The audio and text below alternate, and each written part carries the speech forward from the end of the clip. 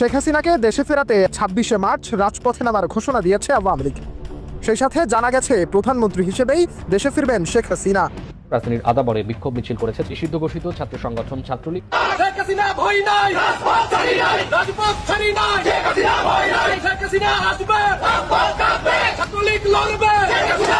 যে সজীব ভুইয়া এই বক্তব্য রেখে ৪৮ অনুচ্ছেদ অনুযায়ী তিনি শপথ ভঙ্গ করেছেন, রাষ্ট্রপতি তাকে বরখাস্ত করবেন। ১৪৮ অনুচ্ছেদের অনুযায়ী তিনি শপথ ভঙ্গ করার দায়ে তিনি অপসারিত হবেন উপদেষ্টার পদ থেকে। কোনো পথ খোলা নাই, এখানে দয়া মায়া কান্নাকাটির কোনো সুবিধা নাই। আওয়ামী লীগ ফিরলে তাদের হয় দেশ ছেড়ে যেতে হবে, নইলে জেলে কিংবা রাস্তায় মরে পড়ে থাকতে হবে। এজন্যই তারা আওয়ামী লীগকে ফিরতে দেবে না। ডক্টর মোহাম্মদ ইউনূস নিজে বারবার যুদ্ধের কথা উচ্চারণ করছেন। শুধু সরকারের উপদেষ্টারা যুদ্ধের কথা বলেই ক্ষান্ত হচ্ছেন না, দেশের সার্বভৌমত্বের প্রতীক সেনাবাহিনীর বিরুদ্ধে তারা যুদ্ধের ইঙ্গিত দিচ্ছেন, ক্যান্টনমেন্ট গুড়িয়ে দেওয়ার কথা বলছেন। সেনাবাহিনীর প্রধান জেনারেল ওয়াকারুজ্জামানের সাথে সাক্ষাৎ করার জন্য ছুটে এসেছেন মার্কিন প্যাসিফিক কমান্ডের ডেপুটি কমান্ডার লেফটেন্যান্ট জেনারেল। হঠাৎ করে কেন মার্কিন এই জেনারেল আমাদের সেনাপ্রধানের সাথে সাক্ষাৎ করলেন? ২৪ সালের ৫ আগস্ট শেখ হাসিনা পালিয়ে যাওয়ার পর ১-১.৫ মাসের ভিতরে আমি একটা কথা বলেছিলাম যে শেখ হাসিনা বাংলাদেশের পরবর্তী প্রধানমন্ত্রী হবেন। যদি নাও হয় তাহলে তারপরের ১ বছর পরের মেয়াদের প্রধানমন্ত্রী হবে আওয়ামী লীগের। এখন তারেক রহমান দেশে যাইতে পারেনি, ক্ষমতা বহু দূরের ব্যাপার। তবে কি পদত্যাগ করতে চলেছেন উপদেষ্টা আসিফ মাহমুদ সজীব ভুইয়া? দর্শক, তার বিরুদ্ধে একজন বিশ্লেষক গুরুতরভাবে অভিযোগ করেছেন তিনি নাকি শপথ ভঙ্গের মতো কাজ করেছেন। দর্শক, কিছুদিন আগে তিনি এক ভিডিও বার্তায় উল্লেখ করেছেন যে ডক্টর মোহাম্মদ ইউনূসকে প্রধান উপদেষ্টা হিসেবে সেনা প্রধান জেনারেল ওয়াকারুজ্জামান মানতে চাননি। প্রিয় দর্শক, সেই গোপন কথাগুলোকে সামনে নিয়ে আসা এবং তিনি জুলাই আগস্টকে কেন্দ্র করে বই লিখে তা প্রকাশ করা একজন উপদেষ্টা পরিপন্থী কাজ করেছেন। দর্শক, এটা একটা শপথ ভঙ্গের কাজ, এমনটাই দাবি করেছেন সেই বিশ্লেষক, যার পুরো ভিডিওটি একটু পরেই দেখতে চলেছেন। তো প্রিয় দর্শক, আপনার কি মনে হয় উপদেষ্টা আসিফ মাহমুদ সজীব ভুইয়া কি পদত্যাগ করতে চলেছে? বা সে যদি স্বইচ্ছায় পদত্যাগ না করে তাহলে কি রাষ্ট্রপতি তাকে বরখাস্ত করবেন? আপনার মন্তব্য অবশ্যই কমেন্ট করে জানিয়ে দিন। দর্শক, এরই সাথে সাথে বেশ কয়েকটা গুরুত্বপূর্ণ ভিডিও নিয়ে হাজির হয়েছে আপনাদের সামনে, যার কিছুটা অংশ বিশেষ ইতিমধ্যেই ভিডিওর শুরুতেই দেখেছেন। তো দর্শক, ভিডিওর শুরুটা দেখেই কিন্তু বুঝতে পেরেছেন যে আজকের নিউজটা ঠিক কতটা গুরুত্বপূর্ণ এবং ঠিক কোন বিষয়টাকে ইঙ্গিত করছে। তাই বলবো, যারা ভিডিওটি অন করেছেন না টেনে সম্পূর্ণ নিউজটি মনোযোগ সহকারে দেখতে থাকুন। তো দর্শক, আমি আর বেশি কথা বলবো না, চলুন দেখে আসবো আজকে সেই কাঙ্ক্ষিত ভিডিওগুলো। তবে তার আগে বলবো, যারা এখনো চ্যানেলটি সাবস্ক্রাইব করেননি অবশ্যই চ্যানেলটি সাবস্ক্রাইব করে পাশে থাকা বেল আইকনটি ক্লিক করে দিন। আর যারা ইতিমধ্যেই চ্যানেলটি সাবস্ক্রাইব করে রেখেছেন তাদেরকে অসংখ্য ধন্যবাদ। তো চলুন দর্শক, ভিডিওটিতে একটি লাইক দিয়ে আমরা ধারাবাহিকভাবে সবগুলো ভিডিওর আলোচনা দেখে আসি। যে সজীব ভুইয়া ৪৮ অনুচ্ছেদ অনুযায়ী তিনি শপথ ভঙ্গ করেছেন। প্রধান উপদেষ্টা ডক্টর ইউনূসের দায়িত্ব এই বক্তব্যের জন্য এবং এই লেখার জন্য সজীব ভুইয়াকে, আসিফ মাহমুদ সজীব ভুইয়াকে প্রথমত তিনি ডেকে বলবেন, তুমি শপথ ভঙ্গ করেছো, তোমাকে আমি পদত্যাগের বাচ্চা মানুষ, তোমাকে আমি প্রথম পদত্যাগের সুযোগ দিলাম। নাম্বার 1, তিনি পদত্যাগ না করলে তিনি রাষ্ট্রপতিকে বলবেন যে তাকে উপদেষ্টা পদ থেকে বরখাস্ত করেন। আমি বরখাস্ত করার অনুরোধ করছি, রাষ্ট্রপতি তাকে বরখাস্ত করবেন। ১৪৮ অনুচ্ছেদের অনুযায়ী তিনি শপথ ভঙ্গ করার দায়ে তিনি অপসারিত হবেন উপদেষ্টার পদ থেকে। কোনো পথ খোলা নাই, এখানে দয়া মায়া কান্নাকাটির কোনো সুবিধা নাই। আপনি একবার শুরু থেকে আমাদের ১৪০০ বছরের খেলাফতের সময়ও হযরত ওমরের ছেলে শুধুমাত্র খেজুরের সাথে দুধ মিশিয়ে যেটা তৈরি করা হয়, এটা ৮ ঘন্টা না ৯ ঘন্টা বেশি, এরপরের দিন খাইলেই যেটা এটা মদ হিসাবে ধরা হয়। আবু শামাকে তিনি নিজে ব্যত্যাঘাত করে হত্যা করেছিলেন, মৃত্যুদণ্ড দিয়েছিলেন ব্যত্যাঘাতে। এখানে দয়া মায়ের কোনো ব্যবস্থা নাই, তো কোনো দয়া মায়ের ব্যবস্থা নাই। আপনি ১৪৮ অনুযায়ী তিনি আপনি শপথ ভঙ্গ করেছেন, আপনি উপদেষ্টা পরিষদ থেকে চলে যাবেন, পরিষ্কার। যদি না যান তাহলে এই ষড়যন্ত্রের সাথে ডক্টর ইউনূস আছেন, এটা আমরা ধরে নিব। ডক্টর ইউনূস এই পুরো ষড়যন্ত্রটার সাথে আছেন। এটা ষড়যন্ত্র কেন বলছেন? ওই অন্তর্বর্তীকালীন সরকার নিয়ে কি ঘটনা ঘটেছিল সেনাবাহিনীর সাথে, এটাই উনি না, এটা বলতে পারেন না, এটা গোপনীয়তার শপথ নিয়েছেন। এই জন্য রাষ্ট্রের গোপনীয়তা যেটা আছে, রাষ্ট্রের গোপনীয়তা কিছু কিছু জায়গা আছে, এটা প্রদর্শন করা যায় না, এটা বলা যায় না। যদি সেটা করে, এই জন্য এটা হলে অন্যায় করেছেন আপনি। আপনার স্ত্রীর সাথে কি ঘটনা করেছেন গত রাত্রে আপনি দেশের জনসমক্ষে বলতে পারেন না। আপনার ধর্ম সমাজ কোনোটাই আপনাকে অ্যালাউ করে না, রাষ্ট্র অ্যালাউ করে না। এই জন্য আপনাকে বলছে যে অনতিবিলম্বে সজীব ভুইয়াকে বরখাস্ত করবেন, নতুবা পদত্যাগ করে সুযোগ দিবেন, এখান থেকে অপসারণ করবেন। আপনাকে আমি একটা ছোট্ট জিনিস বলি, রাষ্ট্রপতির কে তুচ্ছ তাচ্ছিল্য করে অনেক কথা বলা হয়। রাষ্ট্রপতি যতক্ষণ আছেন, রাষ্ট্রপতিকে তুচ্ছ তাচ্ছিল্য করে কথা বললে তাকে আইনের আওতায় আনবেন। মাঠে সেনাবাহিনী আছে, ম্যাজিস্ট্রেসি পাওয়ার নিয়ে আমি সেনাপ্রধানকে আহ্বান জানাবো, আপনার বাহিনীকে আপনি বলেন যে কোথায় রাষ্ট্রপতিকে নিয়ে কোন অবজ্ঞা করে কোন বক্তব্য দিলে ধরবেন, তাকে প্রসিকিউট করবেন। তারপর 26শে মার্চের কুচকাওয়াজ স্বাধীনতার পর থেকে চলছে। আপনার কি বলে নাসিমুল গনি, হাবড়া বুড়ো, 10 বছর আগে পদত্যাগ, বাড়ি থেকে গেছো, উইথ ফুল স্যাটিসফ্যাকশন চাকরি করে গেছো এডিশনাল সেক্রেটারি হিসাবে, এখন বলো কুচকাওয়াজ করতে হবে না। ভাই আমরা আনন্দের মুডে নাই, আনন্দের মুডে কুচকাওয়াজকে আনন্দের জন্য করে সমস্ত বিপ্লবের পরে মাসের পর মাস কুচকাওয়াজ চলে। আপনি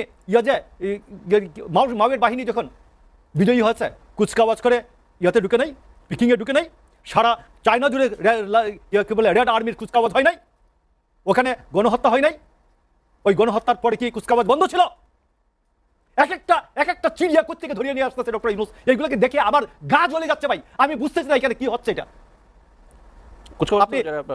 আপনি শেখ হাসিনার অলিগার্ড, শেখ হাসিনার লুটের হয় আপনার ব্যবসায়ী, আপনি চিনেন না শেখ হাসিনার ব্যবসায়ীগুলো? রুহুল আমিন ভাই, শেখ হাসিনা যেগুলো এই গণঅভ্যুত্থানের 5 দিন আগে বলছে শেখ হাসিনাকে এই জামাত, বিএনপি জামাত এইগুলারে বিচার করা উচিত, এইগুলার উপর সঠিকভাবে ব্যবস্থা নেওয়া উচিত।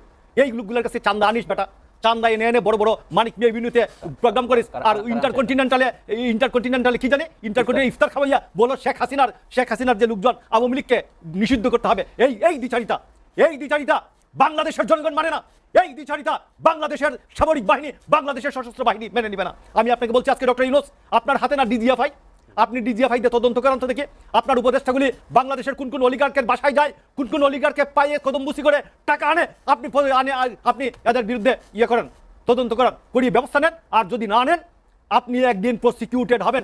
ইন্টারিম গভর্নমেন্ট বর্তমানে রাষ্ট্র পরিচালনা করছে, তাদের সৃষ্টি থেকে শুরু করে আজ অবধি যত আইন, যত কাঠামো, যত ফাইলপত্র তারা সাইন করছে, আইনগতভাবে এই সবগুলো কিন্তু অবৈধ। যখন একটা নির্বাচিত সরকার আসবে তারা চাইলেই কিন্তু এই সরকারের সকল প্রজ্ঞাপন, এই সরকারের সকল প্রকার ফাইল, এই সরকারের সকল প্রকার নীতিমালা এক বাক্যে বিলুপ্ত করে দিতে পারবে, কারণ এটা অসাংবিধানিক। যেহেতু সরকারেরই কোনো সাংবিধানিক ভিত্তি নেই, সেহেতু এই সরকারের গৃহীত সকল প্রকার কার্যক্রম অসাংবিধানিক হিসেবে বিবেচিত হবে। বিপ্লবের পরবর্তীতে আমি আমার একটা ভিডিওতে বলছিলাম যে শেখ হাসিনাই বাংলাদেশের প্রধানমন্ত্রী এবং শেখ হাসিনা বাংলাদেশের প্রধানমন্ত্রী হিসেবে বাংলাদেশে আসবে। আমার এই ভিডিওর পরে মোটামুটি অনেকেই বিভিন্ন ধরনের বিদ্রুপাত্মক কথাবার্তা বলে তারা বলতে চাচ্ছিল যে শেখ হাসিনা 50 বছরেও বাংলাদেশে আসতে পারবে না। তাদেরকে এখন চোখে আঙ্গুল দিয়ে আমি দেখিয়ে দিতে চাই যেই কথাগুলো আমি 3 মাস আগে বলে গেছি, সেই কথাগুলো বর্তমানে আন্তর্জাতিক মিডিয়া সহ বাংলাদেশের বিভিন্ন মিডিয়া নিউজ কভারেজ দিয়ে যাচ্ছে। এখনো নিশ্চয়ই আপনাদের বক্তব্য সে জায়গাতেই অবস্থিত। আমি আশা করব শেখ হাসিনা বাংলাদেশে আসার পরেও আপনারা আপনাদের এই বক্তব্যেই অনড় থাকবেন। রাজনৈতিক দেউলিয়াত্বের যে বক্তব্য আপনারা দিয়ে যাচ্ছেন, আপনারা হয়তোবা নিজেরাই জানেন না যে আওয়ামী লীগের সাংগঠনিক কতটা শক্তি, আওয়ামী লীগের যে তৃণমূলের নেতা কর্মী তারা কতটা শক্তিশালী, তারা কতভাবে আন্দোলন তৈরি করতে পারে, এই সম্পর্কে আপনাদের কোনো ধারণাই নেই। যেই বাচ্চা ছেলে মেয়েদের, যেই বাচ্চা ছাত্র নেতাদের কথায় আজকে আপনারা দেশটাকে এই ধ্বংসস্তূপের দিকে নিয়ে গেলেন, এই বাচ্চা ছেলেপেলে গুলোকেই একসময় খুঁজে পাওয়া যাবে না। কিন্তু আপনারা যারা বিভিন্ন ভাবে নাম কাম কামিয়ে দেশে বিদেশে প্রতিষ্ঠা লাভ করে আজকে দেশের এই জায়গায় এসে বসলেন, আপনাদেরকে এর জবাবদিহি অবশ্যই করতে হবে। নিঃসন্দেহে বাংলাদেশ একটি অতি ক্রান্তিকাল অতিক্রম করে যাচ্ছে। এই ক্রান্তিকালের পরেই বাংলাদেশে শান্তির সুবাতাস বইবে, এই আশাবাদ আমাদের। আমরা চাই বাংলাদেশ একটি শান্তি শৃঙ্খলাপূর্ণ, সুন্দর, সুষ্ঠু পরিচালনার মাধ্যমে যেভাবে দীর্ঘদিন বাংলাদেশ চালিত হয়ে আসছিল, সেই বাংলাদেশ আমরা দেখতে চাই। আমাদের কোনো নতুন বাংলাদেশের দরকার নাই। আমরা গত 7 মাস থেকে আপনাদের যে নতুন বাংলাদেশের স্বপ্ন আপনারা আমাদেরকে দেখাইলেন, আমরা পরবর্তীতে দেখলাম যে এই নতুন বাংলাদেশ আসলে আপনাদের জন্য নতুন, কারণ আপনারা কেউই ক্ষমতায় পুরাতন না, আপনারা কেউই এর আগে কোনো ধরনের নির্বাচনে অংশ নেন নাই, কোনো ধরনের রাজনীতি করেন নাই। হঠাৎ করে আপনারা সরকার গঠন করলেন, হঠাৎ করে কেউ উপদেষ্টা হয়ে গেলেন, কেউ প্রধান উপদেষ্টা হয়ে গেলেন। আপনারা রাজনীতির র বুঝেন না, কিন্তু আপনারা এসে একটা দেশ পরিচালনার দায়িত্ব নিয়ে নিলেন। আপনাদের জন্য এটা নতুন বাংলাদেশ, কারণ আপনারা এখন নতুন ভাবে দেশের বিভিন্ন জায়গায় নিজেদের সিন্ডিকেট তৈরি করতে পারতেছেন। যেখানে সকল প্রকার সিন্ডিকেট ভেঙে দেওয়ার কথা আপনারা বললেন, সেখানে নতুন নতুন সিন্ডিকেট আপনারা প্রতিষ্ঠা করলেন। এটাই আপনাদের নতুন বাংলাদেশ। আওয়ামী লীগ ফিরলে তাদের হয় দেশ ছেড়ে যেতে হবে, নইলে জেলে কিংবা রাস্তায় মরে পড়ে থাকতে হবে। এজন্যই তারা আওয়ামী লীগকে ফিরতে দেবে না। আওয়ামী লীগের শয়ে শয়ে কর্মীকে হত্যার সময়, শয়ে শয়ে পুলিশ হত্যার সময় যদি তাদের এই কথাটা মনে পড়তো যে জুলাই সন্ত্রাসের মাধ্যমে যাদের দেশ ছাড়া করা হয়েছে তারাও এদেশের নাগরিক এবং একটি শক্তিশালী রাজনৈতিক পক্ষ, একদিন তারা ঘুরে দাঁড়াবে এবং ঘুরে দাঁড়ালে পরিস্থিতি কি হতে পারে সেটা তো তখন ভাবাটা খুবই জরুরি ছিল, তাই না? যা হোক, প্রশ্ন হলো এই যে আওয়ামী লীগকে নিষিদ্ধ করে সেনাপ্রধানকে রাজনীতির কেন্দ্রে টেনে আনা এবং সেনাবাহিনীকে ক্রমাগত উস্কানি দিয়ে রাজনীতির মাঠ গরম করা দীর্ঘ 6-7 মাস পর জুলাই সন্ত্রাসীদের হঠাৎ এই উত্তেজনার প্রয়োজন কেন পড়লো? আমি আমার নিজের ব্যাখ্যাটি একেবারে শেষে উপস্থাপন করছি। তার আগে চলুন সোশ্যাল মিডিয়া থেকেই এই প্রশ্নের উত্তর খোঁজার চেষ্টা করি আমরা। যে পক্ষটি হাসনাতকে উস্কে দিয়ে এই নতুন ডামাডোল সৃষ্টি করেছে তারা বলতে চাইছে যে দীর্ঘ 7 মাস পরে এসে জুলাই উত্তেজনা একেবারে ঝিমিয়ে পড়েছে, আর সেনাপ্রধান কড়া ভাষায় বলছেন যে অবিলম্বে একটি নির্বাচনের দিকে না গেলে পরে যে পরিস্থিতির সৃষ্টি হবে সেজন্য যেন তাকে দোষ দেওয়া না হয়। যে তিনি আগে থেকে সতর্ক করেননি।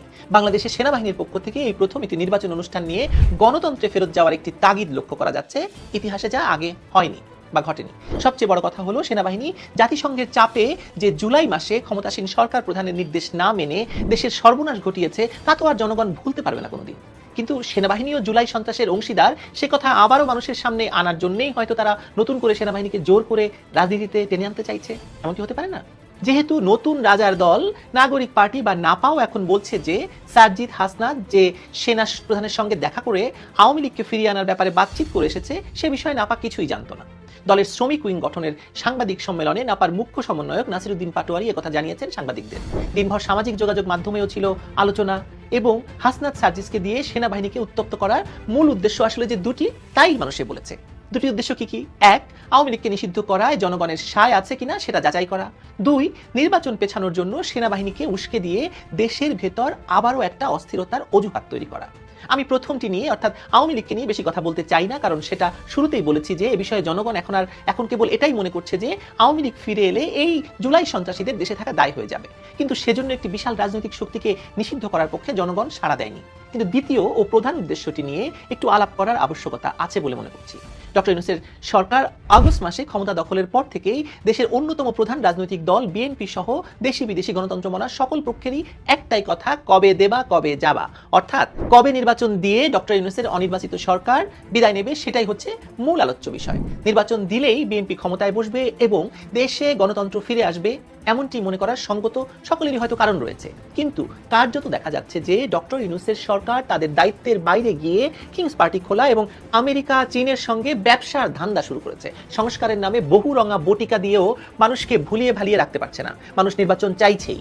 ইলন মাস্কের 1.5 লাখ টাকা দামের একটি ইন্টারনেট সংযোগের মূলার সঙ্গে চীন থেকে নাকি টাকার বস্তা নিয়ে ফিরবেন বলে সবাইকে আরো মূলা ঝোলাচ্ছেন, কিন্তু বাঙালি মূলা ঝোলানো দেখে দেখে তিতি বিরক্ত। এখন তারা শান্তি চায়, নির্বাচিত এবং স্থায়ী সরকারের মাধ্যমে বিদেশ থেকে বিনিয়োগ আনতে চায়, চাকুরি চায়, নিরাপত্তা চায়। কিন্তু ডক্টর ইউনূসের পক্ষে তো সেসব দেওয়া সম্ভব নয়। সে কারণে নতুন একটা অস্থিরতা তৈরি ছাড়া তো বেশি দিন ক্ষমতায় থাকার কোনো অজুহাত পাওয়া যাচ্ছে না। নির্বাচন পেছাতে হলে এমন কিছু ইস্যু দরকার যার মাধ্যমে হয় বড় ধরনের ক্যাওস বা বিশৃঙ্খলা সৃষ্টি হয়, তা নয়তো হাতের শত্রু আওয়ামী লীগকে ফিরিয়ে আনার ইস্যু নিয়ে মানুষের মধ্যে বিভেদ তৈরি করে বিশৃঙ্খলাকে আরো বিস্তৃত করা যায় কিনা সেটা পরীক্ষা করে দেখা। এর মধ্যেই উপদেষ্টা আসিফ মাহমুদ সজীব ভুইয়া এক টিভি সাক্ষাৎকারে বলেছেন যে জুলাই সন্ত্রাসে তারা ব্যর্থ হলে তাদের প্রস্তুতি ছিল সশস্ত্র যুদ্ধের। মানে তখন যদি সেনাবাহিনী সরকারের নির্দেশ মেনে রাজপথে নামতো তাহলে আসিফ মাহমুদরা অস্ত্র হাতে সেনাবাহিনীর বিরুদ্ধে যুদ্ধই করত। সেটা তখন হয়নি, কিন্তু সেটা যে সামনে কখনো হবে না এমন কথা তো কেউ বলছে না এখন। তা আসিফ মাহমুদ সজীব ভুইয়া উপদেষ্টা মহোদয়কে এই প্রশ্ন কি কেউ একবার সাহস করে করবেন যে মহাশয়, যে অস্ত্র দিয়ে আপনারা সশস্ত্র যুদ্ধের প্রস্তুতি নিয়েছিলেন সে অস্ত্র আপনারা কোথায় পেয়েছিলেন, কারা দিয়েছিল আপনাদেরকে সেই অস্ত্র? আর তখন যেহেতু সেই অস্ত্র ব্যবহার করা হয়নি, এখন সেগুলো কোথায় আছে? সেগুলো কি জমা দিয়েছেন সরকারের অস্ত্রাগারে, নাকি অস্ত্র এবং ট্রেনিং দুই নিয়ে বসে আছেন যে কোনো সময় ব্যবহারের জন্য? এখন কিংবা আগামী নির্বাচনে এই অস্ত্র ব্যবহার করবেন না তার নিশ্চয়তা কি উপদেষ্টা মহোদয় দিতে পারবেন? যদি নির্বাচন হয় আর কি। যা শুরু হয়েছে তাতে মনে হচ্ছে এই অস্ত্রের জোরেই হাসনাত সার্জিস সেনাপ্রধানের এই স্ট্যাটাস যুদ্ধ, আর শুধু শুধু মাঝখান থেকে আওয়ামী লীগকে নিয়ে ইস্যু বানানো। আমি তো পুরো বিষয়টিকে এভাবেই দেখি, আপনি দেখেন না? নাকি সে পর্যন্ত অপেক্ষা করতে চান যেদিন আসিফ মাহমুদ সজীব ভুইয়া আর হাসনাত সার্জিসদের যুদ্ধাস্ত্রের আঘাত আপনার উপরেও এসে পড়ে সেদিনের জন্য? সৃষ্টিকর্তা যেন সেদিন আমাদের না দেখান। চলুন সে প্রার্থনা করি। বরং 26শে মার্চ জাতীয় জীবনে গৌরব ও অনুপ্রেরণার চিরন্তন উৎস হয়ে থাকবে বলে উল্লেখ করেছেন বাংলাদেশ সেনাবাহিনী প্রধান জেনারেল ওয়াকারুজ্জামান। বুধবার মহান স্বাধীনতা ও জাতীয় দিবস উপলক্ষে দেওয়া এক বাণীতে তিনি একথা বলেন। সেনাপ্রধান বলেন, আজ 26শে মার্চ মহান স্বাধীনতা ও জাতীয় দিবস। আমাদের জাতীয় জীবনে এই দিনটির গুরুত্ব ও তাৎপর্য অপরিসীম। দীর্ঘ 9 মাস রক্তক্ষয়ী সংগ্রামের মাধ্যমে অর্জিত হয় আমাদের চূড়ান্ত বিজয় এবং বিশ্ব মানচিত্রে স্বাধীন দেশ হিসেবে স্থান করে নেয় আমাদের প্রাণপ্রিয় মাতৃভূমি বাংলাদেশ। এ কারণে 26শে মার্চ আমাদের জাতীয় জীবনে গৌরব ও অনুপ্রেরণার চিরন্তন উৎস হয়ে থাকবে। তিনি বলেন, বাংলাদেশ সশস্ত্র বাহিনী তথা বাংলাদেশ সেনাবাহিনী দেশের গর্ব ও আস্থার প্রতীক। দেশের সার্বভৌমত্ব ও স্বাধীনতা অক্ষুণ্ণ রাখার নিমিত্তে সেনাবাহিনীর প্রতিটি সদস্য সর্বোচ্চ ত্যাগ স্বীকারের জন্য সদা প্রস্তুত রয়েছে। স্বাধীনতার পরবর্তীতে সময়ের পরিক্রমায় বাংলাদেশ সেনাবাহিনী আজ একটি দক্ষ, সুশৃঙ্খল ও সুসংগঠিত বাহিনী রূপে আত্মপ্রকাশ করেছে। দেশ মাতৃকার প্রয়োজনে যে কোনো অর্পিত দায়িত্ব পালনে সেনাবাহিনীর আধুনিকায়ন ও সক্ষমতা অর্জন অত্যন্ত গুরুত্বপূর্ণ। দর্শক, আমি আশা করছি সবগুলো নিউজে আপনি মনোযোগ সহকারে দেখেছেন। সেই সাথে দর্শক, এই ভিডিওগুলো সম্পর্কিত যদি কোনো তথ্য বা মতামত থাকে তাহলে তো অবশ্যই কমেন্ট করে জানিয়ে দিন। এতক্ষণ সাথে থাকার জন্য ধন্যবাদ। নিউজটি শেষ করছে এখানেই, ফিরছে আগামী ভিডিওতে নতুন কোনো টপিক নিয়ে। আল্লাহ হাফেজ।